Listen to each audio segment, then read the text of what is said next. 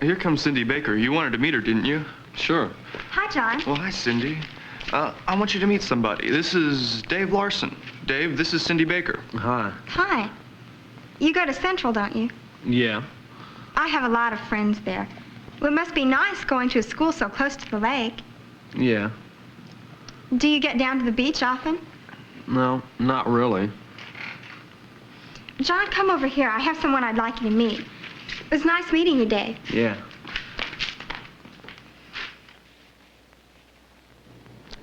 Well, Dave may have really wanted to meet Cindy, but he didn't act like it. Instead of looking at her and smiling, he looked down at his feet. He just stood there slouching and barely answering her questions. No wonder she finally walked away.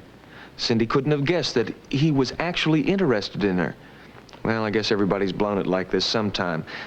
But what skill could have been used to make a good impression? Why would it have been important in this scene? What are some situations in which you could have really used the skill?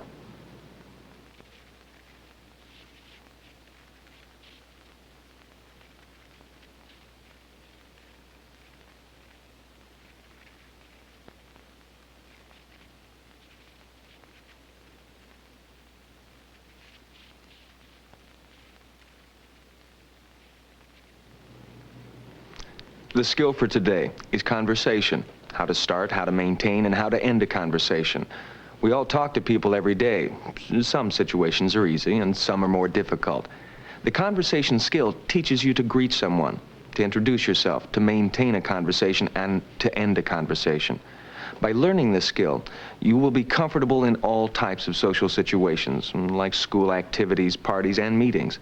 If you're good at conversation, you'll be able to express yourself and be able to help other people express themselves. This will not only make you feel good, but it'll also make the other person feel good and enjoy being with you.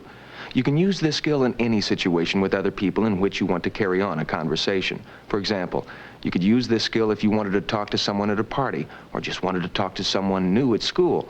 You might want to carry on a conversation with a teacher after class or with your parents during dinner. The skill could also be used in job interviews or other situations in which you want to make a good impression. The steps in conversation are to first say some type of greeting, such as hi or hello. If you don't know the person, you need to introduce yourself. You can do this by saying your name and then waiting for the other person to say his or her name. To carry on a conversation, you need to ask questions and make statements about the topic of conversation. There are two types of questions, open-ended and closed-ended. Open-ended questions require more than a yes or no answer and are better for keeping a conversation going. The statements that you make can either be in response to a question or on your own initiative. The important thing is to make your statements about the topic of conversation. When you're ending the conversation, you should make some statement to close the conversation, such as, I'll talk to you later, or goodbye. Throughout the conversation, remember to listen to the person, not interrupt, and give the person a chance to talk. Watch the next scene and see which of these steps are included as Jim meets Cindy for the first time at a party. Here comes Cindy Baker. You wanted to meet her, didn't you? Yeah. Well, hi, Cindy. Hi, John. Hi. Hi. I'm Cindy Baker. Have you guys been here long? No, I just got here. I'm gonna get something to eat. Can I get you something? No, thanks. Nothing for me. Have you known John long? Just a couple months. He was dating a friend of mine for a while. Oh, you're a friend of Carol's. Yeah, you know her? Yeah, I met her through John. She's really nice. You want to get something to drink? Sure. Here, we saw Jim in a similar situation to Dave, but he handled it much better. He greeted her with a hi. He faced her and kept eye contact, showed good posture, sounded enthusiastic and interested in her. He asked her a couple of questions and made statements that related to what she had said. One thing he should have done was introduce himself when she said, "Hi, I'm Cindy Baker." He should have said, "Hi, I'm Jim Schaefer." He forgot to do this, and there was an awkward silence as a result. Another thing he could have done was asked her some questions about herself. This is important when you're meeting someone for the first time because it helps you to get to know the other person. He could have asked her a number of questions like where she goes to school, what class she's in, where she lives, and what activities she enjoys. Then he could have responded to her answers with information about himself to let her get to know him too. Now it's your turn to watch a scene and comment on the way it's handled. You see Lori having a conversation with her dad. What are you doing this weekend? Well, we're going over to the Smiths on Saturday. Are you going to a party? It's their anniversary. That sounds like fun. You've been friends of theirs for a long time, haven't you? Well, I was thinking about going to a party on Saturday. Bob, you know Bob, don't you? Yes.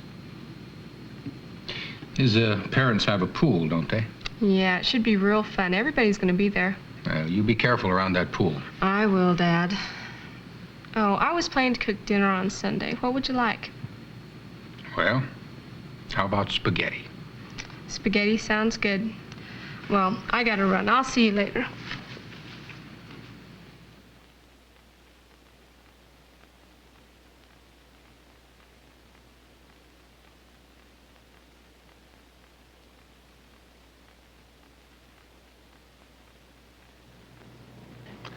To wrap up that last scene, Lori had a pretty good conversation with her dad.